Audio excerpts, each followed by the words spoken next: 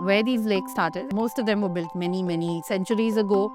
And of course, there was no Bangalore at that time. This was just agricultural landscape, and the kings of that time built them to harvest rainwater. Today, as the city has grown and we really crave for green spaces, for example, as we've kind of concretized and urbanized. Real estate prices go up near lakes because people like to live near lakes. Lakeview apartments. Lake. Even when there are no lakes. Right. Yeah. Sometimes even when there's just one, you can see it from one window with just like 3 centimeters of. If you think of the lake as only a place to store water, then the soup bowl design makes sense, because the best way to do it is to have a perfect vertical sides and then It's just a tank. It's literally your sump in your house. That you can't do because there's always some deposition and mud and so on. So closest to that is the soup bowl, which is like almost vertical sides and then going like that.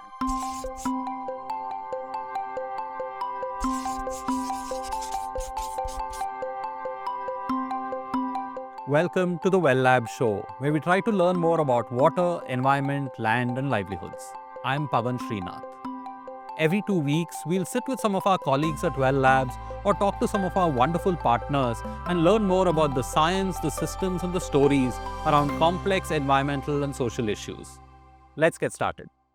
Hi, welcome to the Well Labs YouTube channel. I'm Pavan Srinath and I'm here with Veena Srinivasan. Hi, Veena. Hi, Pavan. Most of you who are maybe checking out this video might know Veena already. Veena is the co-founder and executive director of Well Labs.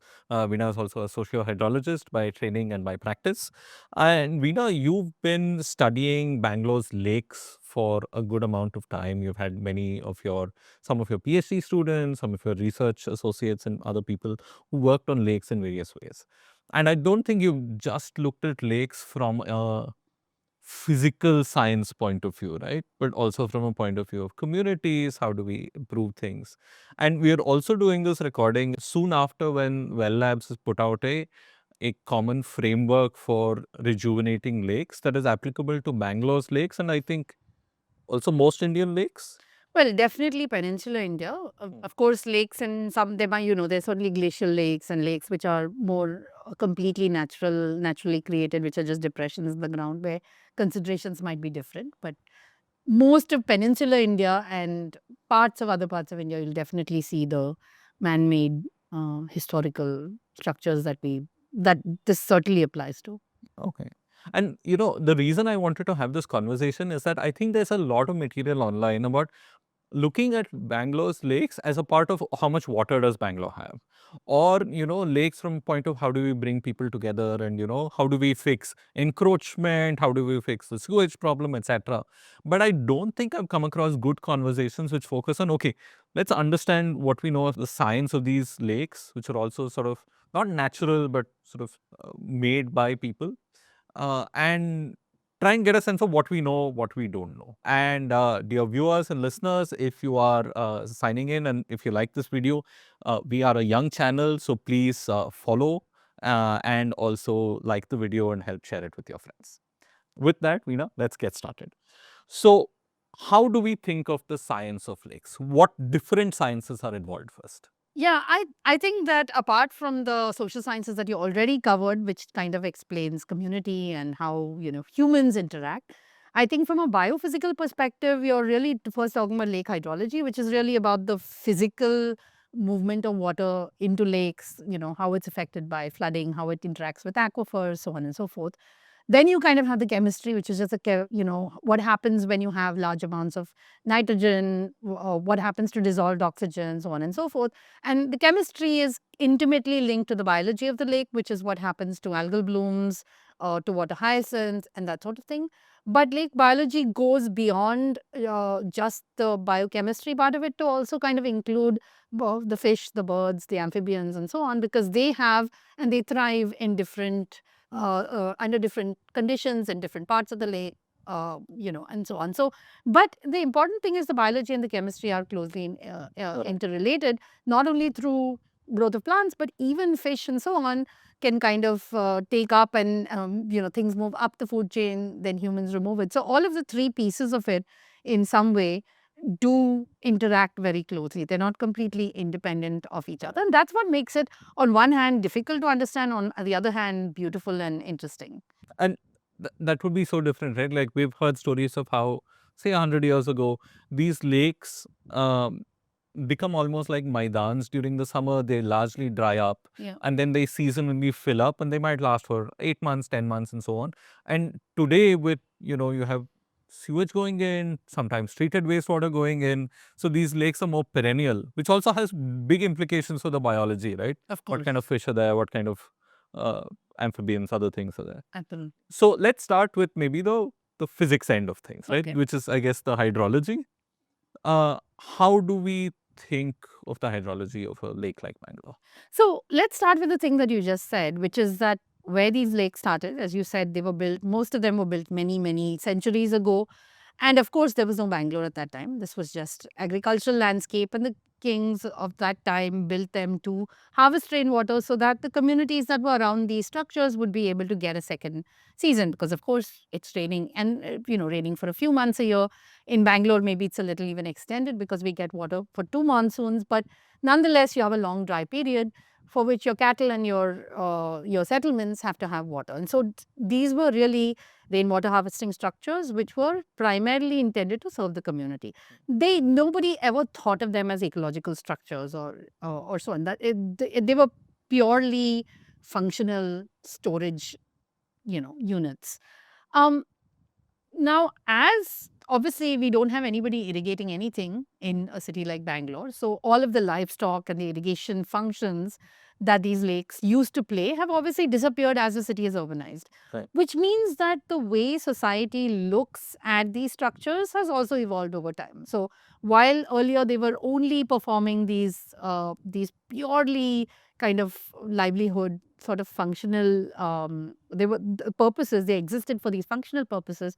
Today, as the city has grown and we really crave for green spaces, for example, as we've kind of concretized and urbanized, are that refuge for many city dwellers. People's real estate prices go up near lakes because people like to live near lakes. Lake They view like apartments. to have lake Even when there are no lakes. Sometimes, yeah. Sometimes even when there's just one, you can see it from one window with this like 3 centimeters of it.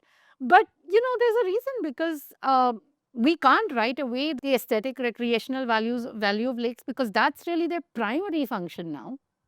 And then, of course, there are ecological functions which are related in the sense that a lot of these lakes serve for migratory birds and so on. But again, the ecological functions are important because people in cities like to go and see birds. It's not Right. that species would die if these lakes didn't do it, but they form a very, very important part of our fabric and our connection to nature now. And so, therefore, the way we conceive of the hydrology, chemistry, and biology, and all of this is related to ultimately the functions that the lake has to perform. Now, even though I said that the lakes don't do, the pure, irrigation and cattle functions, they do still have functional values because as we've concretized the city, one thing that happens is that when you have large agricultural land, when it rains, the water soaks into the ground. Right. When you've covered every bit of that ground with concrete, the water doesn't go in, it runs off, which is why we very quickly, anybody who's lived in Bangalore with the smallest rain event will realize how quickly you start seeing flooding in streets and, and then very quickly in that comes into homes as well. So lakes perform a very important function of being able to store that water, at least temporarily, so that you're buffering it against floods. And then, of course, they perform a recharge function. Some of that water goes into the ground, and in places where people are dependent in groundwater still, they're an important part of the water supply system as well. And then- which is the entire city, right? We don't know exactly what percentage, but something between 40 to 60%. Well, the city center less so because city center does get Kaveri water and the pipelines also leak. So the contributions from leaking pipelines is quite significant. So the city center, you see very shallow groundwater levels. So I would say the lakes as a recharge structures is less important in city center. And, interesting isotopic work from our partners at British Geological Survey has kind of shown that very clearly. But in the peri-urban areas where there's no other source of water and everybody is dependent on groundwater, then the lake, their recharge functions, whether we should completely rely on just lakes and instead we should be doing more distributed recharge, is a different story. But it becomes more important because there's no other Right. significant recharge Hmm. there. The hydrology of lakes depends on the purpose of Hmm. the lakes, and what parts of it matter depends on what purpose Right. the lakes are supposed to serve. Okay. So if we look at lakes as these mini reservoirs of water, and if we're talking about this function of one managing some of those storm water coming in and some of it recharging into the ground, let me ask a more basic question than that. How deep are our lakes?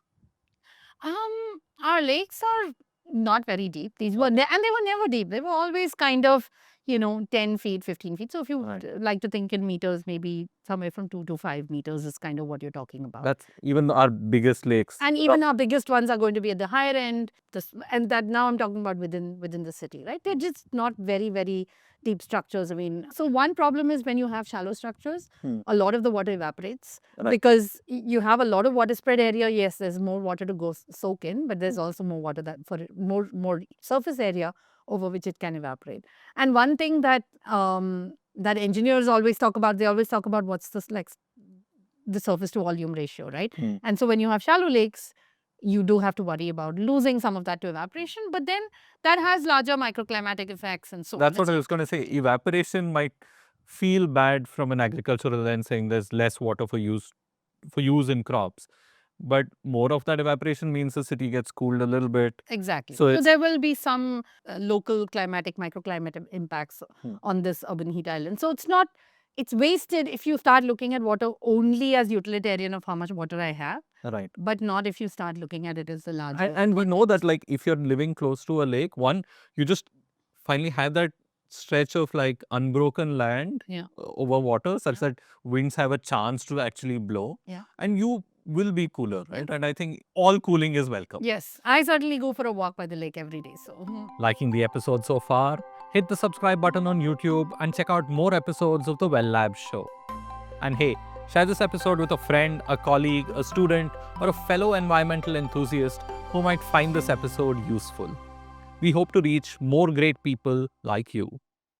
Okay, so they're not that deep. There is a lot of evaporation, and so what's the extent of that recharge function that they can do? What happens with lakes? So we've done a lot of recharge studies over the years of different types. We've done them using different methodologies.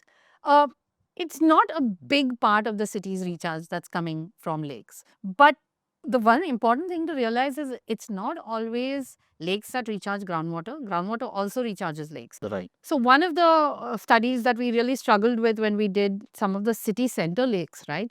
Like if you think about Nalsur or Sankey Tank or whatever, the groundwater there is very shallow. Sometimes the groundwater is just 10 feet below ground. And often what happens is in summer, the groundwater can even be higher than the lake. So you might have flow coming from the groundwater might feed the lake and not the other way around. Because through the year you have water pipes and so on leaking into the ground. So And that's throughout not the year, dependent even through on the summer, right? right. So even in the peak summer, the water pipes are still supplying, they're still leaking. And so the water level is often sustained at 10, 12 feet below the ground. Okay. And then the lakes can be deeper. And so you'll see base flow contributions. So in that sense, lakes not only can take surface flow from stormwater drains and other things, but can also take those subsurface flows going into the lake. Exactly. You'll see that in And many that's not city a bad center lakes. thing, right? It's not Like bad. if you have waterlogging, it's better that the water has some I mean, place to go. it's also, there's no good or bad. The fact is, it's only happening in places where the groundwater is shallow, Right. where there isn't Huh. a water problem to start with. And when usually the groundwater is that shallow in a city center like Bangalore, it's also polluted, right? It's not like Also polluted. you can pump that out and use it for Well, drinking. people use it for non-potable purposes. Even now, if you go to a lot of the city center suburbs, you'll see people having a well for their garden or for their, washing outside or whatever. So it can be used for non-potable. Yeah, it's probably not safe to drink. It's probably good enough to put through some kind of a UV or certainly an RO system and consume. But yeah. Okay. And so now help me understand, if you're talking hydrology, the link between these lakes, right? So we know that in theory you have these lakes which are cascading, one will fill up, then it'll flow to the other, etc. What is happening in practice? Right. First thing to understand is why we talk about cascading lakes at all, right? It's not because somebody built a bunch of like dug a bunch of pits and somehow connected them. Hmm. It's rather that the lakes were constructed by building bunds on the streams itself. Okay. Right? So wherever you have a landscape, it rains, water naturally finds hollows here and there. Now, there's a long geological history to why streams form in certain places. Because what happens is that this is a granite. So if you want to think about granite, it's like your kitchen counter. It's very, very, very hard and very little water is going to soak through that granite. In fact, none. So the only way water actually is going to go and soak through granite is when cracks form. And cracks form, we're talking about over geological time, over billions of years. When because it's there's faulting and there's earthquake activity and there's different sorts of weathering processes which happen and so on, which you call that heating and cooling constantly, all of that causes cracks in the granite. Now, when it rains on this hunk of granite, the water is naturally going to find its way into the places where you have those cracks on the surface, right? And then over time, water makes its own way. It kind of, as more and more water forms, it erodes the granite around where it forms, and then more and more of it is going to pass through that. So firstly, the channels in this place are already places where there was some kind of fracturing, faulting below that. Then you've now got these streams which are formed over billions of years, right? So in general, if you look at these landscapes, there is more fracturing along the streams and less up in the mountains. And the reason is, when you see a mountain, is because the granite was really one big hunk of granite there. It really couldn't be eroded. While other places where there were chemicals which would dissolve easily, or there was these other types of fracturing, water flowed and made more space for itself over time. Okay, so now what the kings, all these ancient kings we talked about, they basically built these very, very strong earthen bunds. Basically, you took mud and just kept compressing it, sometimes with elephants, sometimes with hand, I mean, all kinds of various different ways. But they basically built bunds on these streams, and then that basically, instead of the water kind of flowing by, it would get captured. When it rained, it would get stuck behind that bund or that wall. And that's why when it reached a certain height, then it could. then when it reached a certain height, and that would happen. And that was a very healthy thing, because it's a way of, if you think about it, it's a very beautiful way of discussing water rights, right? You're not taking every last bit of water for yourself. You're saying, this much is mine, this is what I need for the settlement here. But everything that goes below that goes to that feeds the larger rivers, and eventually it made its way down and then to the delta, right? So there was a natural kind of water rights system, if you want to call it, but this is enough for my need, not my greed, another way to say it. But then the rest of it goes downstream. That's kind of why these lakes formed in what we today call a cascading chain, because the chain is just literally the stream channel, and then the lakes are little sort of, if you look at it on a map, they look like little beads or diamonds along the chain. Yeah. So that's the cascading. So that was the cascading. So what has that cascade become in an urban metropolitan So bank? you see a lot of places where the links have been broken. Now let's talk about why links break. Because if you go to some of these peri-urban areas, which is what all our city was, a peri-urban area, not that long ago, a lot of these places, the lakes no longer get water. Some of it because of groundwater pumping, some of it's because of all kinds of encroachments and so on. And I've seen lakes where there is no memory of that lake ever having been something other than a Maidan for a very long time. And that's because some of the channels that were coming into the lake got diverted, either intentionally or unintentionally. Sometimes somebody put a block or a big highway in between, so the water didn't go along, and they didn't culvert it. A culvert is kind of a big pipe you put under the highway, right? So you're supposed to do that when you build big roads, so that you don't mess up the integrity of the watersheds. A lot of our road building in India doesn't do that. We randomly change the heights of stuff, so water starts flowing here and there. So I've seen some of these tanks which have now gotten isolated because nobody has any memory of it being a water body anymore. It just looks like a large piece of land which is just sitting there for developers to kind of encroach, right?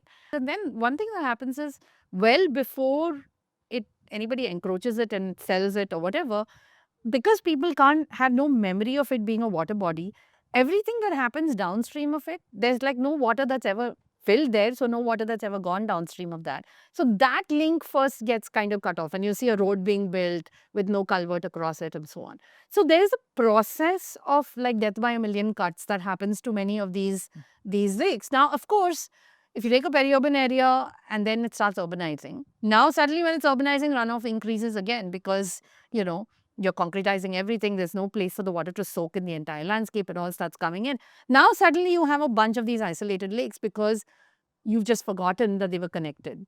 And that memory on that has been lost of that being a water body. And now if it's been converted into a layout, suddenly the layout is flooding because, you know, water is going to always flow to the lowest point in the landscape, which is the tank, because, you know, these were always at the lowest point in that place because it had flow by gravity there. So suddenly you have these tanks which are either encroached and now they're flooding, or these tanks which have now become isolated. And we have tanks of this kind as well in Bangalore. The second thing that happens to um, the chain, if you want to call it that, is the links in between. Gradually, real estate on both sides starts encroaching and it becomes narrower and narrower. Now, one thing to remember about a lot of these lakes is if you look at some of the rivers and you just go outside Bangalore on a hike or whatever and you see them, some of them look really massive, right?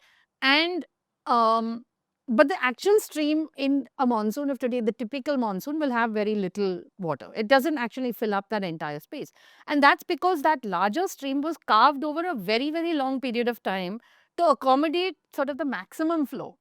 Now, that might Not be the mean flow. not the mean flow, not the flow even that happens once in 10 years. But, you know, if you have a few of those massive events every 100 years, over millennia, that you've got a much larger stream. But when you're actually now looking at the logic of urbanizing, you're like, wait a minute, most of the time there's only so much water. All this is just kind of extra land around the stream. And then you start kind of encroaching on it, building on it, and so on. So now suddenly you've concretized. So now you're suddenly getting even relatively small storms are producing a lot of water, and there's no space in the links for them anymore. So that's the other kind of problem we've had, which is, you know, firstly getting rid of the lakes themselves, encroaching on that, but then getting rid of the channels between the lakes. But you do have these existing Rajakalaways that we see as being filled with sewage, smelly, etc. But you do have some of these large drains still running across the city. It feels like they're roughly mapped along the same range because you still have to follow gravity.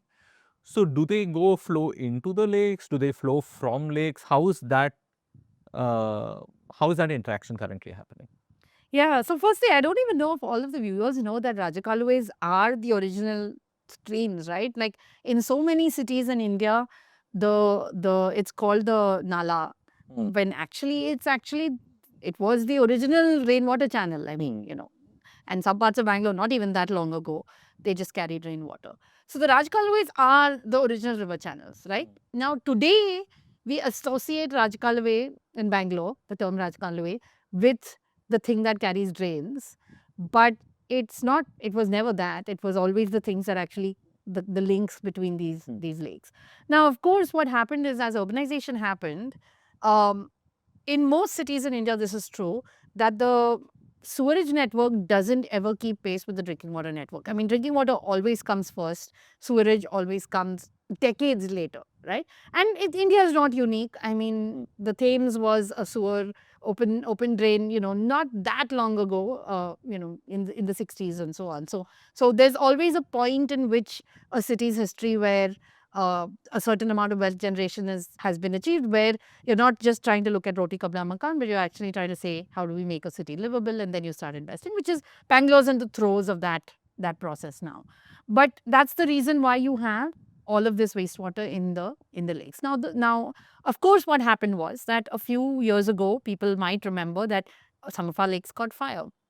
You know, if you have very, very high amounts of organic content and under certain very specific circumstances, you could have large amounts of methane generation and other kinds of gases, and then somebody throws a cigarette butt and the whole thing catches fire, right? So there's a reason why these highly polluted lakes became an embarrassment.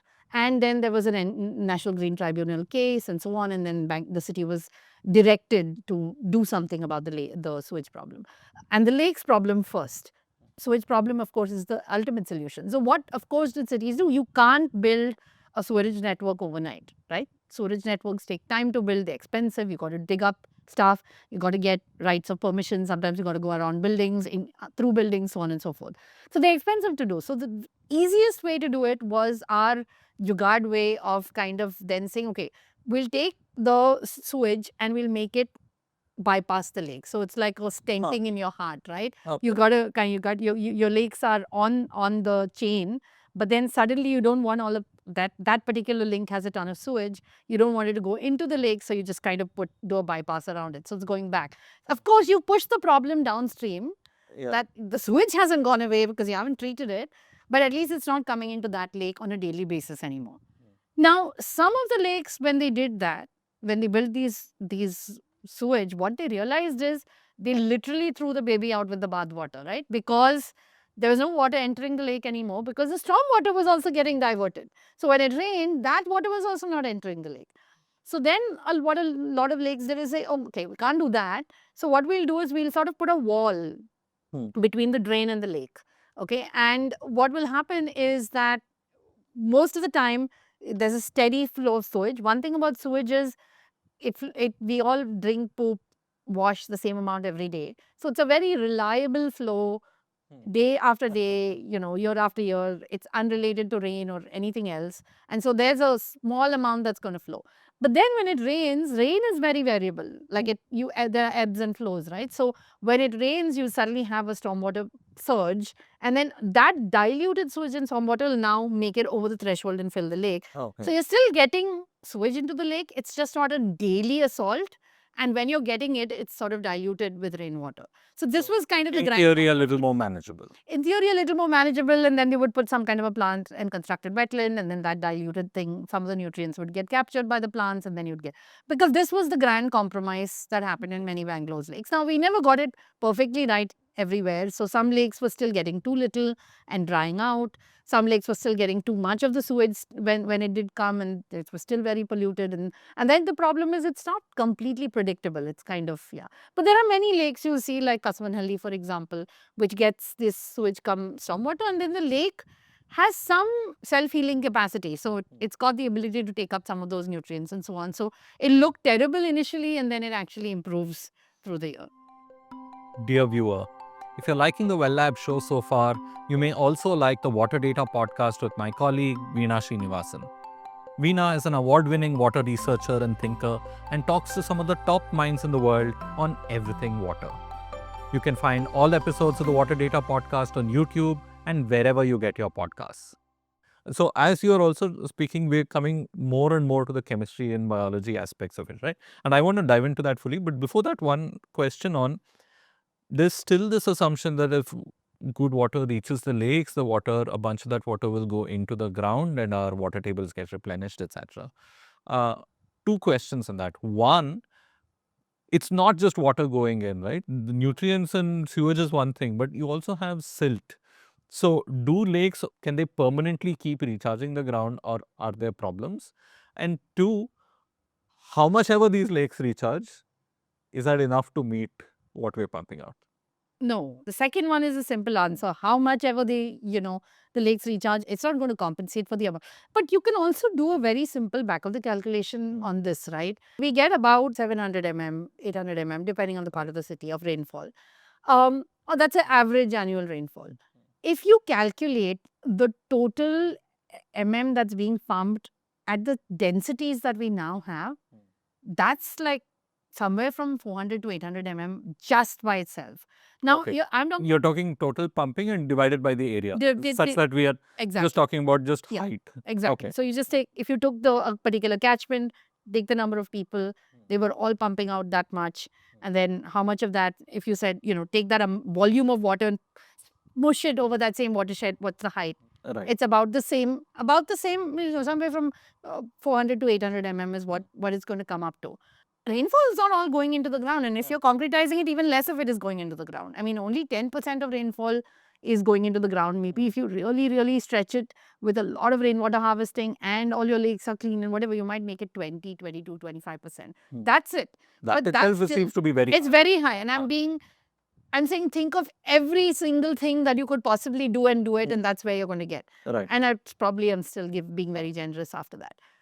So you're talking 100 to 200 mm. 100 to 200 mm is what you're going to be able to stick in the ground after you do everything. What you're pumping out is between 400 and 800 mm. Okay. If you're assuming that 100 to 125 liters per capita per day, which is where we are. That's still a big deficit. It's a good to have. You should have lakes for all kinds of other reasons, but not necessarily as that's going to solve my city's recharge problem. So this idea of I will do a rainwater harvesting pit at home, but lakes serving as the city sort of rainwater harvesting pits is overselling the It's idea. overselling the idea. The one exception to that idea, which I've been convinced by people over time, is if you have an extremely large lake like Bellandur or something, then the communities immediately around it, which are groundwater dependent, those, because of the ratio of the size of the relative size of the lake relative to that catchment area, could make a difference. But in general, it would not. So I would say there might be some local communities that would notice if that entire, you know, square kilometers, a few square kilometers of Bellandur and Vartur kind of disappear. And they are going to see a difference. Right. But in general, if you aggregate it to the city, is, all parts of Bangalore going to become, the land of milk and honey and flowing water is because we've done our lakes? No, that's not going to happen. And in practice right now, we have, I think I've seen numbers like maybe about 70 mm or so of water sort of goes into the ground, and probably a similar number from leaking pipes and so on, right? Because we're also pulling so much water from the Kaveri Yeah. into both leaking water pipes and leaking Leaking sewerage pipes, yes, it could even be higher than that. Yeah. Okay. It depends because that number keeps changing, right? The government keeps investing in like pipeline projects, and then it goes down, and then over time leaks develop and goes up. So it goes up and down. But yeah. Okay. The second is the siltation question. Yeah. Like silt is a real challenge, right? Do lakes become progressively worse at putting water into the ground? They do. So when we do see a deterioration, we haven't done systematic studies, and there's not. This is one of the cases where we need lots and lots of people doing these studies. They're not difficult to do. You just need enough of people doing enough of it that you can tell and establish these these time series type of things of how lakes drop off over time. But one of the things I would say is that if we looked at some lakes like Jakur, early on, and you were getting almost, I think, 26 mm. That's how much was going in. And then I've also seen numbers as low as 3 and 4 mm, in lakes. So it's a very, very wide range that we've seen. And the reason is, of course, as this, firstly, you have to understand why silt prevents recharging. So if you think about, what kind of deposition happens in all rivers and streams and lakes, high school geography, I'm sure. We need a refresher. That's a refresher on high school geography. When water moves very fast, the energy of the water can carry big boulders and big gravel and stones and that sort of pebbles and sort of thing. So that's why if you go hiking up in the Himalayas, up in the mountains, you're going to see these riverbeds with these big things because it's got big slopes, large rainfall. Water has a lot of energy, carries these big hunks of things. And then, of course, as you hit the plains and it slows down, at the base of mountains, you see what we call colluvium, which is like this deposition, because now suddenly the speed has slowed down. And so it's going to dump the heavier stuff. And that's why you see at the base of mountains these very rich aquifer type of things, because there's a lot of, this gravel and pebbles, which holds a lot of water. So that's what you see. But once you come to a lake, the water is stagnant.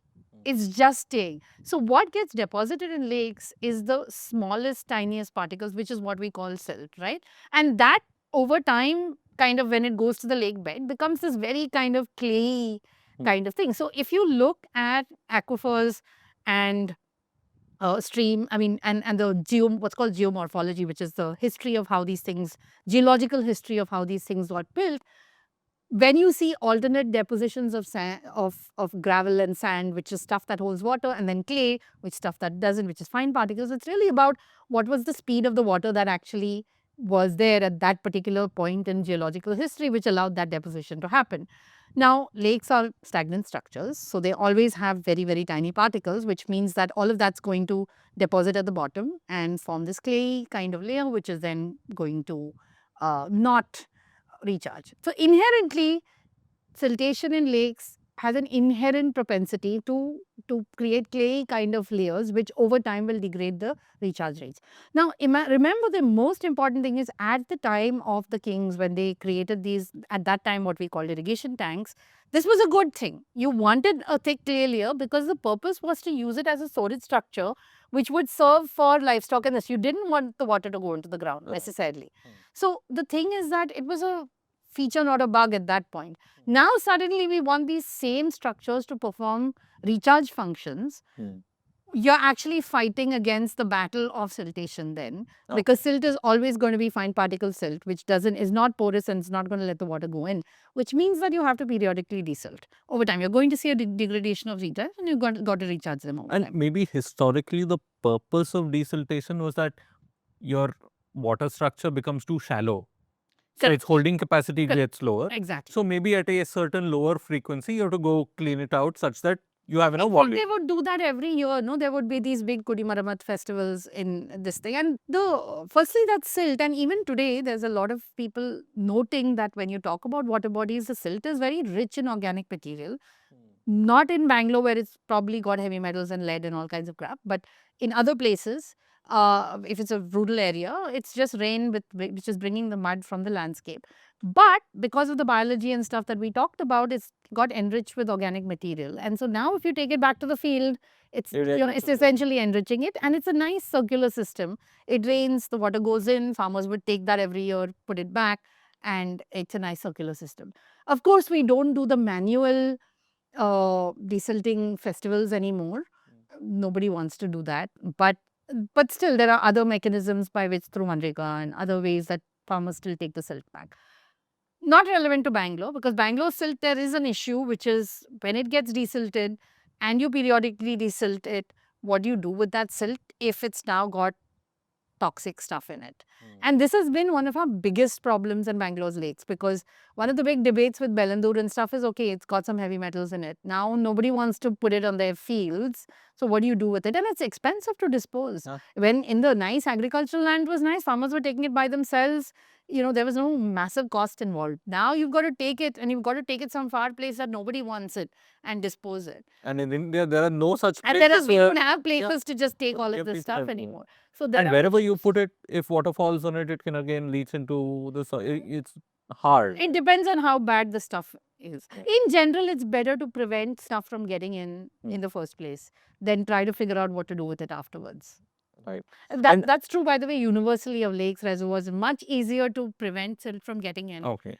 So you sort of then try and slow down the flow earlier such that you have some smaller deposits which are easy. Which is why we had in India all these gully plugs type of trench cum bunds and so on, because they catch silt everywhere in the landscape. And if you do that in every field, then it's easier to kind of desilt. The minute it becomes this big gigantic problem, then we don't actually have solutions for it. So prevention is still better than cure. But so you're saying, when we hear and consume news of, oh, government is now desilting and rejuvenating this lake, it's not like it's one and done. No, it's not one and done. But especially if you manage the catchment, then can you do it every 12, 15, can you delay the speed at which you've got to do? The other thing is that in Bangalore's lakes, when we talk about the silt, it's got a lot of organic material as well. So the story that I said earlier was actually about physical particles, right? They're like bits of aquifer which have been kind of they're inorganic material. But once we have our lakes which have got all the sewage and other stuff, a lot of that is organic material. So we call it sludge rather than silt. So it's a mix of silt and sludge. So some of that can be digested, and there are ways to kind of make sure that you can reduce the volume and then desilt. One problem is, if the way we go into desilting, we kind of take that entire volume. If you try to transport that entire volume, it's like 50 times the size of what, but if you had a way to kind of decompose it, then it becomes smaller amounts, and then it's just a physical material that to transport. That is a problem. We don't kind of do those things. We don't have logical ways of doing some of those things. I mean, I've seen conversations where you and I think others have also spoken of, there's this idea of a soup bowl design of a lake, or like, how do we think of how these lakes are designed from a sense of like, so do you need some shallow areas of lakes, and do they serve function as well? Or if you're thinking storage, should it just be as deep as possible such that it can keep? Yeah, I think the soup bowl design is kind of, if you think of the lake as only a place to store water, then the soup bowl design makes sense, because I mean the best way to do it is to have a perfect vertical sides and then Yeah, a it's just flat a thing. tank. It's literally your sump in your house. That you can't do because there's always some deposition and mud and so on. So closest to that is the soup bowl, which is like almost vertical sides and then going like that. Um, that's the thing which is going to keep the volume maximum for the amount of space you have. And if you think your lake's function is just to store rainwater, then that's what you want to do. But for bird life to thrive, you do need shallow zones where the sunlight is able to filter through to the bottom. It's shallow enough that reed beds can be developed, and they can find nesting sites and so on and so forth. So you need a gradation. So these two, the engineering maximize storage versus meeting ecological function, are directly at odds with each other. And ultimately, I don't think any of our lakes in Bangalore are single function lakes completely. There is a dominant function that you want to worry about, but you also want to kind of have. I mean, I don't think there any place in Bangalore where we are saying that there's too much green space there. This lake is not needed for the green space, right? I mean, I don't think that's the conversation we're having. So if that's the case and they have to be multifunctional lakes, the big conversation is about how do you do those trade-offs. Do you have the water throughout the year? Do you have it only in some zones if it's an ecological function? Do you draw it down so that there's room for this thing? Do you ensure that, how do you ensure that it doesn't go up and down too much? How do you ensure that, there's a whole bunch of very complicated interdisciplinary and intersectoral conversations that need to happen, which at the moment are not happening at the level of sophistication that they should happen at. So thank you, Ina, over the course of our discussions on lake hydrology and also biochemistry. I think I have a deeper sense of how lakes function even from before when I started this conversation. I just want to ask, what do you think are certain big science questions, maybe even fundamental science questions of lakes that you think are not yet answered well? And what might be more sort of applied answers that we've not gotten to? Because there are clearly around lakes, there are a whole bunch of things around. How do you bring people together? How do you do the policy design, governance mechanisms, community engagement, and so on, which we need not discuss today. Those are also hard, wicked problems to solve, but they also can be done. But I want to understand more from a science and maybe even tech point of view. What are certain things that we would like better answers to? I would say we have answers to very little, right? So even all of the stuff that we've talked about, most of the evidence, the fundamental evidence building is from actually outside India with temperate climates and so on. We need to do a lot more of just basic science and saying, for example, what species grow well in Indian climates and Indian lakes, what is the rate at which they take up nutrients, what is kind of the level of the frequency and level at which they need to be kind of managed so that it meets it. So that goes all the way from a basic science question to an applied science question to very much kind of doing cost benefit analysis type of, more consulting type work. And all of that is required. And you need to do that for every single question, right? We've not got good grips on what happens, when we have to all of the phosphorus, legacy phosphorus in sediments, for example. How much of it is there in Bangalore's lakes? What other gunk is there in Bangalore's lakes? How much of it is in the sediment? How much of it is going to get remobilized eventually? How much of it makes its way through groundwater and it's making its way into drinking water systems? We don't know any of that sort of chemistry questions. There's a whole bunch around hydrology. I mean, we don't have good predictive models of flooding in the city. And part of that is because it's so granular, right? Because somebody builds a house and puts their kind of pavement now higher, or the house and suddenly you've kind of changed it. And if there's enough of that happening, then suddenly you can no longer predict which direction water is flowing. So just better granular maps, whether through LiDAR or something, and then lots and lots and lots more of kind of water flows in different parts of the different stormwater drains. I know BBMP and other agencies are collecting some of this data, but it's not available to the scientific community. And I think this is a huge problem that we have in India. We create walls between the data collectors and everybody else. And so every agency and sits with their data. They don't put it out. And it's almost like impossible bureaucratic problem for even one agency to get data from another agency. And we know that all of these lakes are typically governed by 5, 7, 10, 15 agencies even, whether it's Forest Department, Fisheries Department, BBMP, KSPCB, KSNDMC, I can name all of them. It would be an alphabet soup. But if they can't even exchange data with each other, there's no way anybody's taking an integrated view of all of this. And certainly the general public is not. And one thing that if we don't make data open and public and treat data around lakes and water data in general as a digital public good, something which is just available for everyone, you will just not get these problems solved. The linkages that happen organically when people come together to solve it will not happen. Now, you contrast this with countries outside India like China and the US and so on, where the data is all for free in public domain. It's treated as a digital public good. There are no barriers to access. It's designed for use. It's a completely different story. Master students write interesting theses. PhD students build along those theses. Multiple PhDs come out of it. Corporates then finance the research. The huge bodies of research get built. You can synthesize them. Then you can put those syntheses together to decision makers. None of that happens. Even the what I call the building bricks of it aren't there. So certainly not good synthesis for decision makers. So I think a lot more needs to be done in how we think about data and science around lakes and water in general. Veena, thank you so much. I think we've gotten a good sense of how water flows around lakes, the historical flows, the geological time flows, and what's happening in Bangalore today. Let's come back and have another video where we focus a lot more on the lake chemistry, biochemistry, and biology, and then see what happens from there. Thank you for joining us on this episode of the Well Labs show. Don't forget to subscribe to the Well Labs YouTube channel and share this episode with your friends and colleagues. Until next time.